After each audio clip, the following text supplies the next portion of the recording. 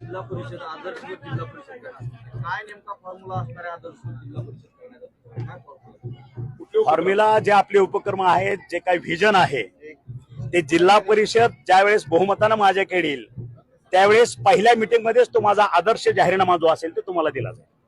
तुम्ही भारतीय जनता पार्टीवरती आज टीका केलेली आहे, तर आता जिल्हा परिषद ज्या निवडणुका आहेत त्याच्यात युतीची काही चर्चा होईल किंवा काय भूमिका काय असणार आहे? नाही चर्चा केली. आता माझे जे पदाधिकारी आहेत ह्या ठिकाणचे, माझे जिल्हा प्रमुख असतील, तालुका प्रमुख असतील, सगळ्यांची व्यथा की ह्या ठिकाणी आम्हाला भाजपनं फसवलं ही जी त्यांची व्यथा आहे,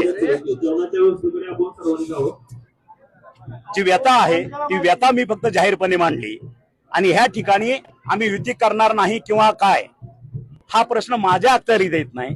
माझे पक्ष नेते, माझे पक्ष प्रमुख ठरवतील युती करायची किंवा नाही, आणि जसा त्यांचा आदेश येईल त्याप्रमाणे ह्या ठिकाणची कारवाई केली जाईल.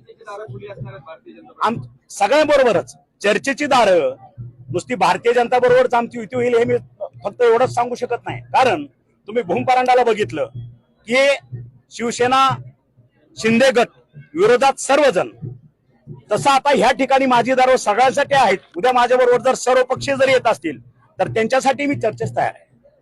भवानी मंदिराच्या गाभाऱ्याचा विषय तुम्ही घेतला, नेमकं काय माझं म्हणणं काय होतं तुम्ही जाऊन बघा त्या ठिकाणी. माझं एकच म्हणणं होतं की गाभारा हे शक्तिपीठ आहे, सर्वांचं आदराचं स्थान आहे.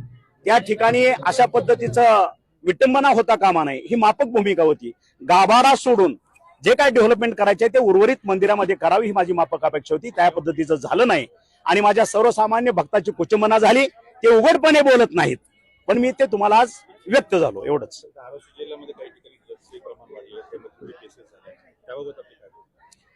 आता जनतेनं ड्रग पेडलरला नगराध्यक्ष केलं तुळजापूरचं, त्याच्यामुळे मला वाटतं इथून पुढं धारा आपल्या तुळजापूर ह्याच्यामध्ये मातेचा प्रसाद देण्याच्या ऐवजी येणाऱ्या भक्ताला ती ड्रग चेक पुढे दिली जाईल.